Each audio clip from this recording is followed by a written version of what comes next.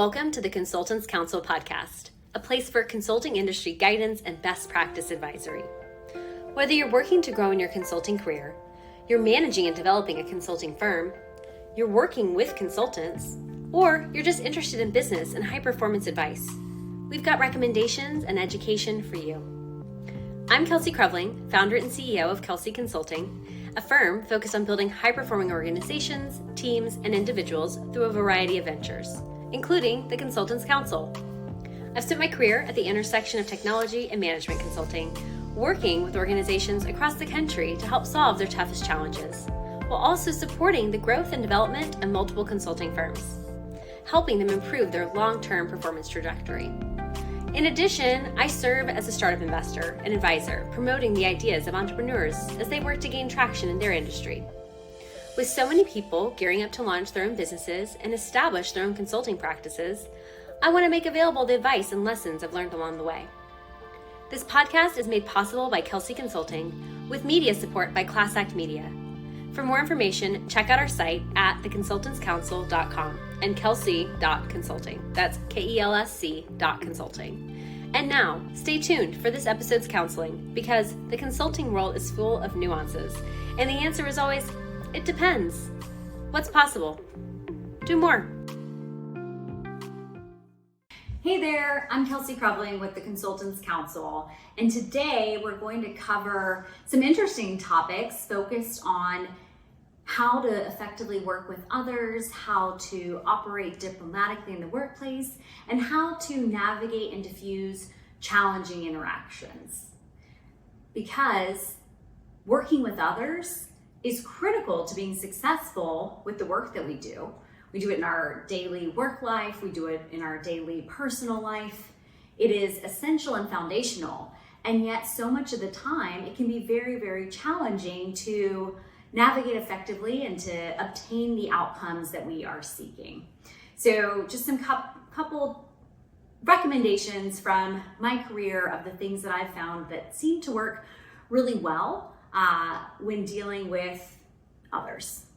All right, so I think it was just last week I read a really great analogy that I think is relevant for all of us working together and why it is so important. And the answer is because we can do so much more when we work together effectively. It's a story about Belgian horses and the fact that individually they can pull a significant amount of weight, about 8,000 or so pounds. Two Belgian horses together, you would think, okay, well, if one can pull 8, two together, they can pull 16,000?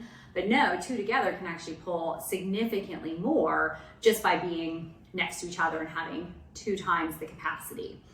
But if those horses also are allowed to play together, live together, eat together, and live life well together, the output of which they can pull and tow is significantly increased. And this is an article that's been referenced in multiple different places, so I don't have a single source for it. You can just Google Belgian horse story, working together well. But I love that.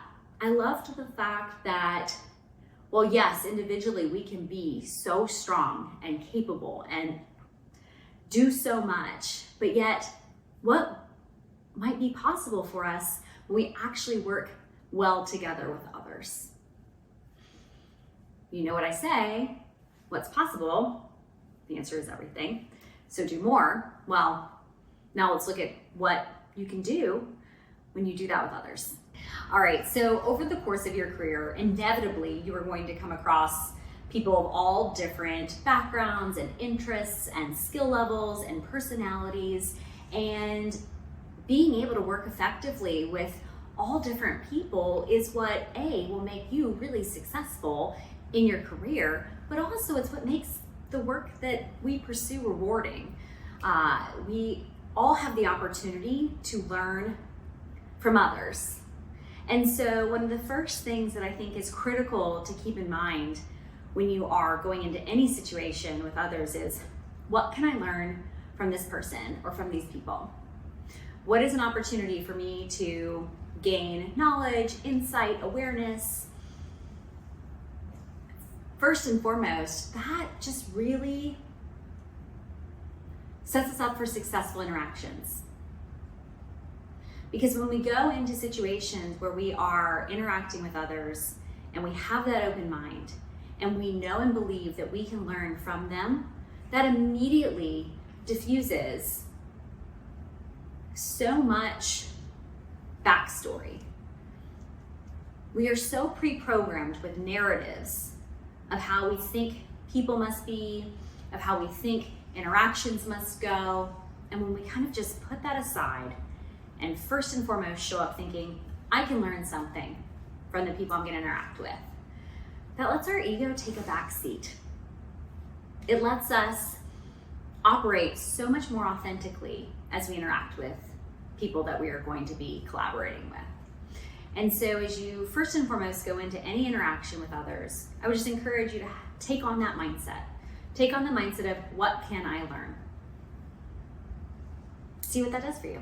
So once you're in the mindset of, what can I learn from this person I'm going to be meeting with or interacting with, the second thing that I like to do before any meeting, interaction, phone call, conversation is consciously think through my goals for the interaction. What do I want the outcomes to be before I even engage? And it could be something that's just, casual of, hey, I'm gonna go meet up with friends and I want to have a great evening. Let us all have a wonderful time. Let us have collaborative conversation that's really fun. But I set that intention before going into it. But I do the same thing with even more direction when it comes to work-related conversations.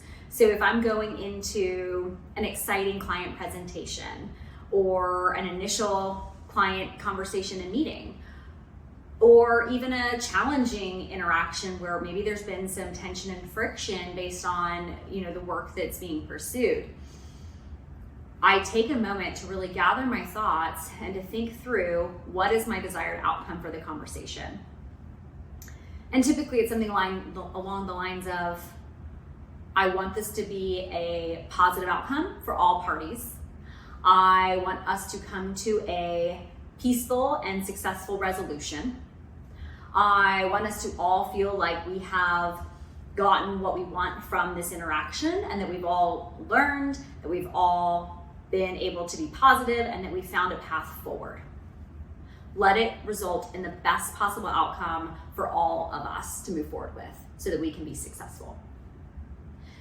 And when I go into interactions, having those conscious thoughts prior to those discussions, the outcomes are so much better. That intentional mindfulness before connecting with others just does a really great job of laying the groundwork of making sure I'm in the right mentality to go into those conversations, to interact with other people. And it also allows me the opportunity to kind of pause and be reflective before even engaging. And so that from day one, I'm not taking any old mentalities or thought processes or limitations into those discussions. I've cleared the palette. It's a clean slate, and I'm now ready to operate much more clearly. Because I can tell you the times that I don't remember to do those things, and I'm operating kind of, on the fly, and it's rapid and stressful, and there's a lot going on. Those aren't great, right? That's when we become frantic. That's when we become rushed. That's when we say things that we might not mean to say. Learning how to set your intention before going into conversations, regardless of the variety of conversation, whether they be peaceful and happy and positive or incredibly difficult and challenging. Setting that intention up front will really help you ground into exactly how you want to operate for that conversation. So if you have consciously grounded yourself into how you want a conversation to go, and you've remembered that you're going to seek to learn and understand from those that you're going to be interacting with. Something else I really like to do before going into conversations is also come from a place of that seeking to understand, seeking to see the other person's perspective, and even ahead of the conversation, spending time putting yourself in their perspective. Put yourself in their shoes. think about how the conversation could go from their perspective. Think about how and what might be most important to them that they're going to be looking to care about or obtain from that discussion. What might be informing the way that they respond? Now, you can go down a long rabbit hole on what might be informing the way people respond, right? If there's certain things and pressures within the workplace that could immediately be contributing to how they interact. But then there's likely a long host of things far beyond that within their own personal lives, their own histories, their own life stories that are all contributing to that moment in time when they are operating and interacting in a certain way.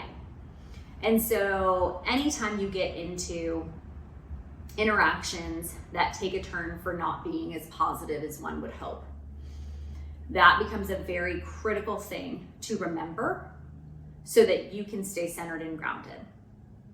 Because while other people might not be able to retain their centering, to retain their composure, the best way for you to move forward successfully, to get the outcomes that you're seeking, and to do well in your career and in your life is to be the calmest person in the room, always.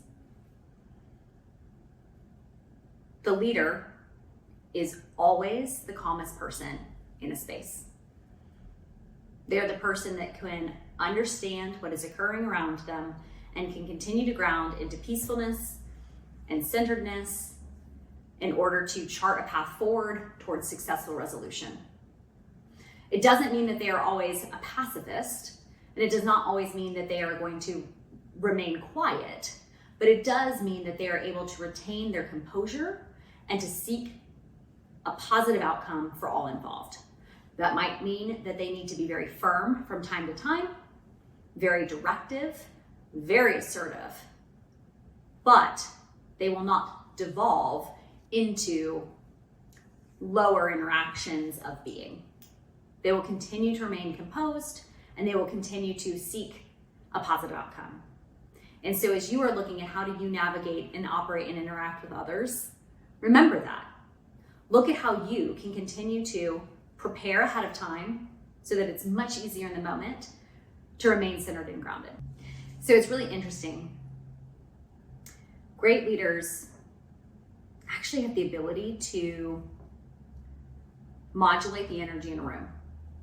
They can change the molecular structure of a space just by coming into it and by establishing their presence. You feel that, you know when you've been in a room and you're like, wow, who is that person? They've changed what's going on in here, and everyone kind of reacts differently.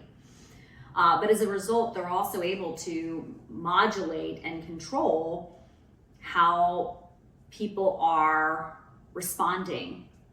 It's kind of subconsciously. If there's a lot of energy that's kind of firing on all cylinders and everyone's kind of chaotic and haywire, you can see where they can almost assert a sense of calm and tranquility into a space in order to temper that mood and to obtain outcomes that are positive. Or when it's maybe too calm and too tranquil and you're not getting the excitement and the energy that is necessary to move something forward successfully, you can see those people also be able to ramp it up and be able to build excitement and intrigue and interest. Those are skills that everyone can cultivate, but it takes a matter of being able to sit back and read the room and to understand all of the different components that are operating within that space that are going to be, it's going to be necessary to modulate. And that takes time. So start practicing that. Start queuing yourself up for all of your interactions and seeing, was I being reactive to that interaction? Or was I being proactive? Was I being grounded and ready to go for the conversation so that it went the way that I wanted to see it go? Or was I letting the conversation take me away? Was I getting so wrapped up in it that I wasn't getting the outcomes that I wanted because I couldn't hold my own position, my own thought process, my own feelings? See how that works for you in your day-to-day life, at work, etc. Start to become observant of how those around you operate, of how they navigate, of how they interact and communicate. And you'll start to notice different trends and different themes of how people conduct themselves in the workplace and in their lives. So once I realized that everyone, regardless of their tenure and their position, still got dressed in likely a pretty similar order to each other, that really helped diffuse the apprehension that I used to experience when navigating those type of conversations with people that I was intimidated by. Yes, they have a different title. Yes, they have a different tenure. Yes, they have a different level of experience and expertise. But I also am able to render value in a different way, in a different thought process, and that's valuable. So recognizing and remembering that you have obtained the role, the position, the job that you are in for a reason. You have value, you have skill, you have insight, you have perspective, and it is worth sharing as long as it is respectful and considerate and well thought through.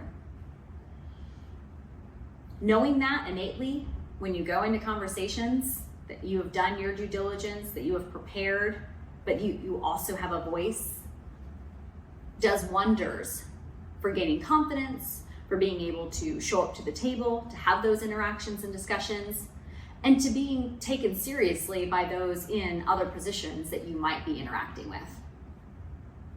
So that when you come into conversations that could become contentious in nature, you're calm, you're collected, you're prepared, and you're able to navigate it so much more effectively because you're not operating from reaction, but rather from preparation and confidence.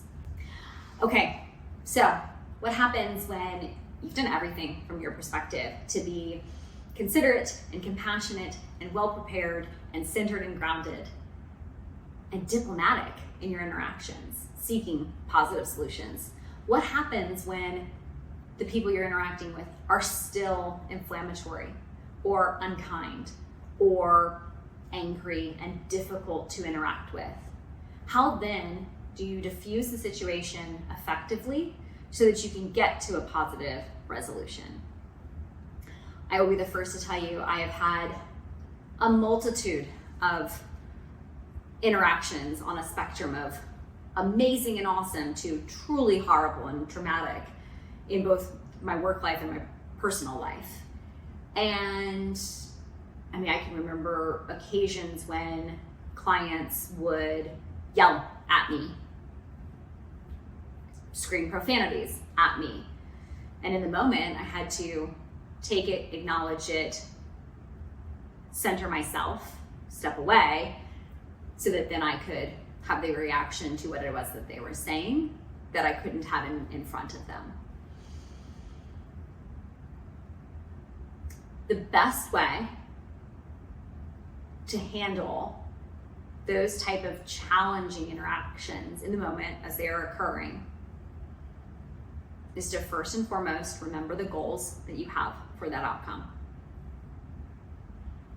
And then, if necessary, always be respectful, always be considerate, but ask to pause. It is perfectly acceptable in the moment of very inflammatory discussions to request a recess, to say, you know what, I think we need to table this conversation for right now.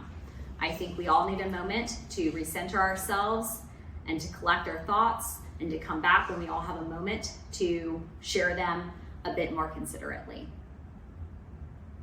I've had to do that on numerous occasions with clients, on behalf of my team members, when I've seen conversations going awry. Okay, let's table this for now. We need to take this offline. We need to take this offline is code for this conversation is going off the rails. It is not resulting in a positive solution. And we all need a moment to either do more research or collect our thoughts or collaborate with others or pull in, some other perspectives. And that's okay. Tabling a conversation that is not going in the direction that is ideal is far better than letting it continue in a negative path and way. Because then that's when things get said that are not meant. That's when outcomes become heated and not successful. That's when things occur that can't be retracted. Learning how to take a pause for yourself and for others is crucial. This is something I see a ton, especially with new hires, is this desire to immediately respond. Well, someone wrote a nasty gram email. I have to respond right away. Someone is upset about this. I have to immediately react. Do you? Is that reaction in that exact moment when you are heated too, when you're upset, when you're frustrated and flustered, going to result in the best outcome? No, because it's not giving you time to do all that centering and all that intentional thought process on how you want it to resolve. You're just reacting. And as a result, you're going to get another compassionate person who's going to also then be more ready to react. And what happens when two things collide? Well, it's not always great. So get comfortable with the pause. Doesn't have to be long. It might be, you know what? I can't respond in this exact moment. I need a moment to collect myself. Can we take a recess? Maybe take a bathroom break. May we go grab some water or a snack if you're in person with people. Or you know what, can we please table this for now? It's getting late. I think we all have a lot of thoughts on this. Let's all circle back on this tomorrow. We'll set up time first thing in the morning. Perfectly appropriate and respectable responses in order to maintain that sanity of the conversation. Or if it's via email, you know what? You don't have to respond instantaneously. You can take a beat. You can go walk around your office. You can go walk around the building. You can go grab a coffee. You can go to the restroom. You can take a pause. It might be something that needs a little bit longer time for you to think through. Okay, great. If you're in a role that actually necessitates some form of response in order to acknowledge that you've received the request, perfectly acceptable to say, you know what? Thank you so much for this communication. I need a moment to research this, or I need some time to think through this, or consider this, or look into this, or I need someone else's perspective. All great. What you can't do, please don't do, is fire off a rapid fire email that has things in it that you haven't taken the time to meticulously think through how they are going to be received by the person opening that communication. Because that's what results in less than stellar outcomes. When you are not considerate as to how the person that's on the other side of your communication is going to receive what it is that you're communicating. So, get very comfortable with the pause. It can be 30 seconds. It can be 2 minutes. It can be 10 minutes. It can be 20 minutes. It can be 2 days. It could be a week. It could be a month. Depending upon the severity and the issue at hand. I'll leave that to your judgment as to what's going to be best for you to go center and recollect yourself. But get comfortable with the pause. Give yourself the space so that you do not react instantaneously, and that you get to collect your thoughts, and that you get to present the best version of yourself. That way, you don't have anything out there that you regret. All right, so now that you understand the effectiveness of the pause, creating space so that we can react the way that we want to in the best way possible. Something else I really also like to use is recalibrating conversations. Say, for example, a conversation is going in this direction. Maybe it's not the direction you want it to go. How can you, as a leader in that conversation or contributor in that conversation, start to shift it such that it goes in a more positive direction? What can you interject with? How can you establish confidence and competence in a conversation such that you take back the path that it is headed down? I tend to love doing that with questions. Ask any of my clients, I ask far more questions in order to get to outcomes that I know are the direction that would be beneficial, but that I don't want to overtly state. Asking effective and meaningful questions in conversations can do wonders for realigning a conversation or an interaction with what it is that you want to achieve. And questions, which is wonderful when they're delivered with compassion and kindness and just consideration and openness to whatever the responses might be, can really go a long way towards getting other people to think consciously for themselves as to what response they want to give and what will that response, when they voice it aloud, will do to the conversation at hand.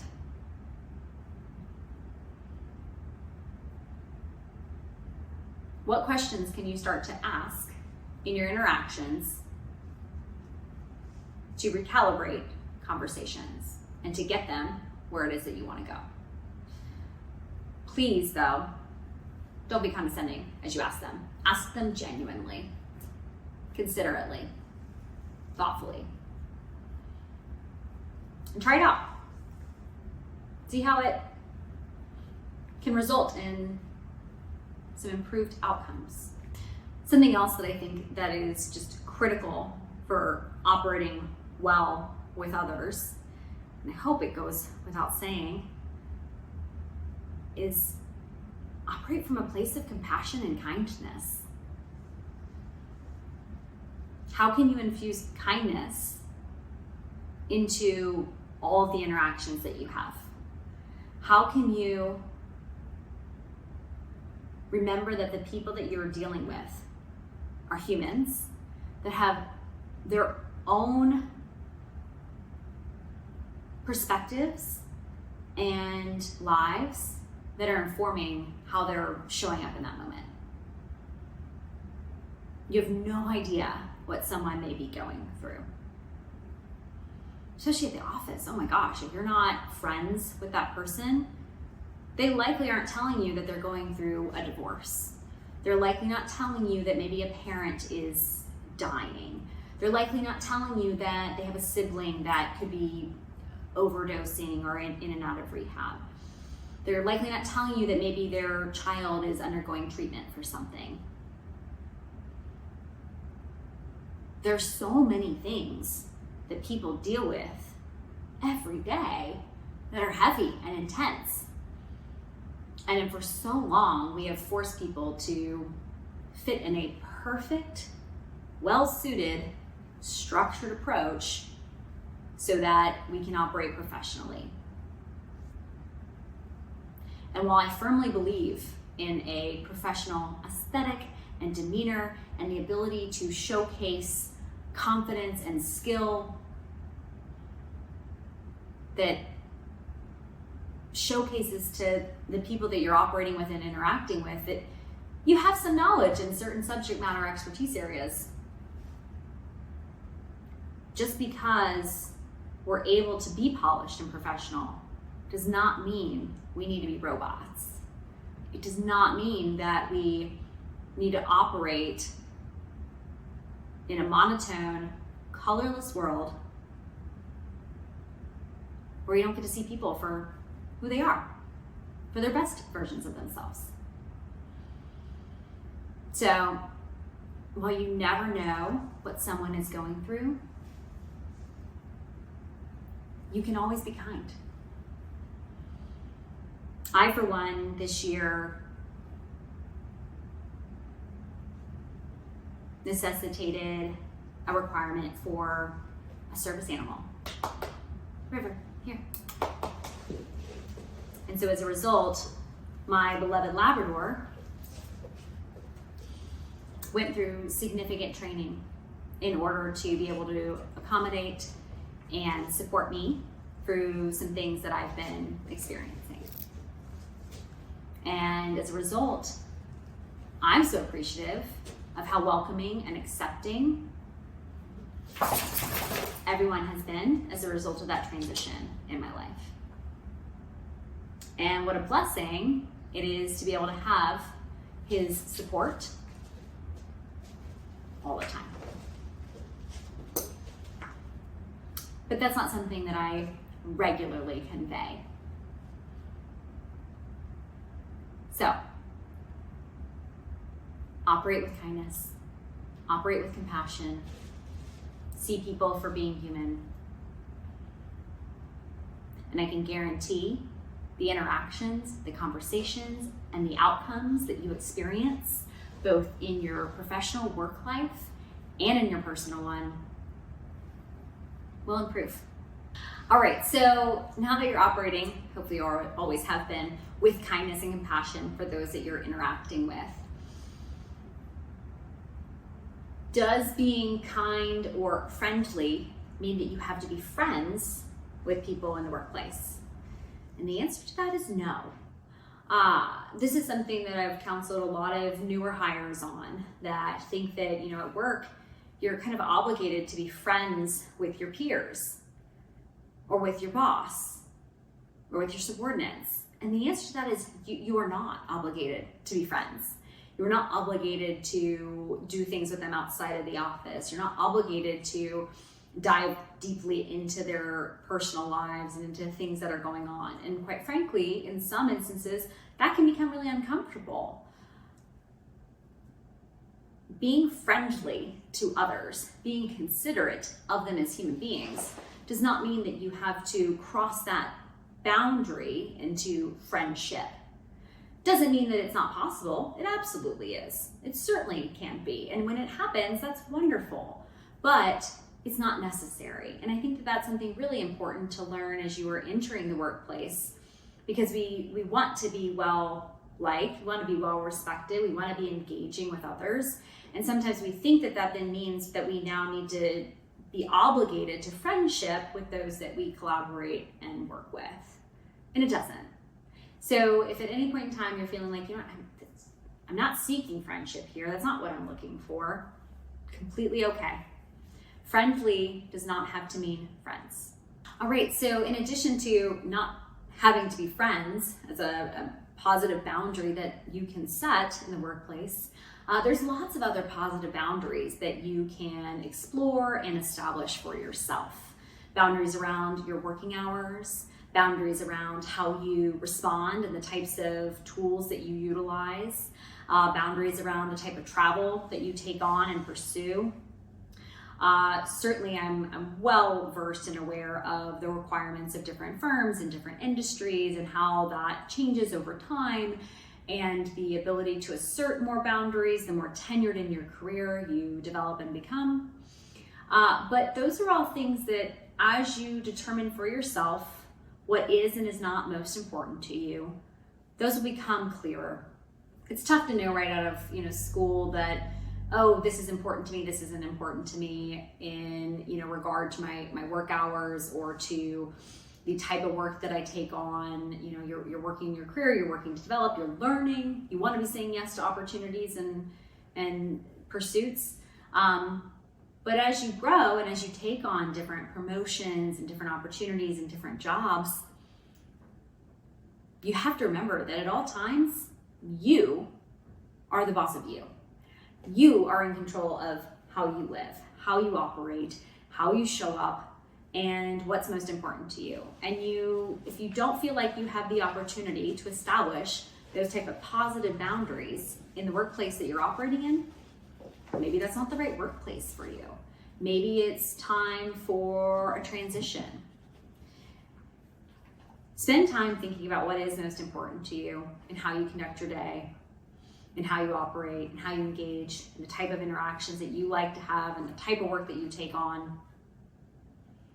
And use that to start refining the types of positions, jobs, projects, efforts, interactions that you take on and have. It's up to you. You have the privilege of getting to decide for yourself what that looks like. And I think so much of the time, we're conditioned to think that we don't have that power. We don't have that control. We are at the mercy of the organization that we work with and for. Okay, so change. Okay, so make a difference. Okay, so stand up, speak up, ask for something different. Talk with your boss about something that is important to you, if it's bothering you or if it's not functioning effectively for you. Do so in a considerate way. Do your research ahead of time. Think through how they might respond to your request. Consider it from all angles. Think about if what you're asking for is going to have a cost associated with it or time associated with it. But once you've done that and you've been considerate about the things that you're pursuing and caring about,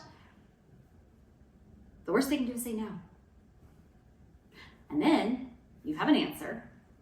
And then you can decide for yourself if that's worth you accommodating or if it's important enough that you want to make a transition or change. But I highly encourage you to get comfortable with determining what those boundaries are for yourself and grow confident in asserting them. All right, so you're well positioned now for preparing for conversations and interactions. You are operating from a position of compassion and consideration, and you are growing comfortable in asserting your own boundaries for the work and the interactions that you have. How then to operate diplomatically and to navigate office politics? Every office, every organization has a unique culture comprised of the people that work and function there and the interactions that the organization allows to perpetuate. Some are more evident and obvious than others. Some are notorious for being positive, and some are notorious for being less than positive. And they all have their kind of pros and cons. And so first of all, when it comes to those kind of navigations, consider yourself and what's important to you as you evaluate organizations that you want to work with or for to determine if the culture that they cultivate resonates with you. But inevitably, there will still be office politics and interactions that you will have to navigate and negotiate. And what I generally find works most optimally for doing that is to do so with great diplomacy. What I mean by that is to utilize all the tools that we've talked about leading up to this point and to navigate those interactions artfully.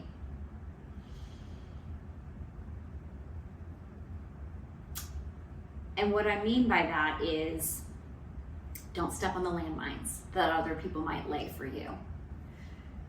When you take a step back and observe the landscape that you are negotiating and navigating, it becomes much more easy to spot the challenging personalities, the sensitive subject matters, the topics that might be challenging. And as a result, then you can view it from a higher vantage point that allows you to know, you know what, if I plow right through that, it's not going to end well for me. It's not going to result in the outcomes that I'm seeking. So as a result, I'm going to negotiate it a little bit more considerately. Utilizing all the tactics that we've discussed, the pause, the ability to recalibrate, the ability to kind of read the room and the energies of the space, all of those play heavily into the ability to bring your most diplomatic self to the workplace. To look at what is in front of you and what's going to be the best possible course of action for you to take in order to get to where it is that you are seeking to go. If there's challenging subject matter at hand and you know there's different personalities and you know that you need to converse with individuals in a certain way in order to obtain outcomes that you're seeking, take the path that allows you to operate with genuine authenticity, with kindness and consideration, with an understanding of the people that you're interacting with and what their perspectives might be leading to that conversation, and with transparency. That will absolutely offer far less clouded or challenging paths forward. So hopefully all of this has adjusted your perspective on interactions with others and calling the outcomes that you're seeking into your reality. With that, I would highly encourage you to think about the different limitations that you subconsciously place upon yourself and upon outcomes, and seek to remove them. I have a great colleague, friend, client who is all three of those things, and they at one point told me that they really enjoy working with me because I don't see the limitations. I might acknowledge that there are barriers or challenges that we need to remove those obstacles, but I don't allow them to stop progress. I acknowledge and understand that there is always a way to circumnavigate them, move them, adjust them, work with the right people in order to alleviate them in some way, right? And that's true for all of us. We all have that ability, as long as we don't allow speed bumps to become solid walls. If it's a solid wall, figure out how to climb over it, go around it, or dig under it, or blow it up, right? Like, there are so many ways that we can remove limitations, that we can get to the outcome that we are seeking by thinking creatively and by considering what's possible. So with all of this, you're changing your thought process, you're changing the way that you interact with others. Change to the limitations that you see and how you view them. See them just as something to overcome. And then consider, how have you allowed limitations to date to dictate the reality that you live in? And are there certain limitations that you're ready to let go of? And that's a wrap on this episode of The Consultants Council. Thank you so much for your interest and engagement. Let us know what you'd like to learn more about by writing in to info@theconsultantscouncil.com. Thanks to Kelsey Consulting for sponsoring this podcast, and to Class Act Media for the media support. And with that, cheers and all my best. Have a great week. And remember, what's possible? Do more.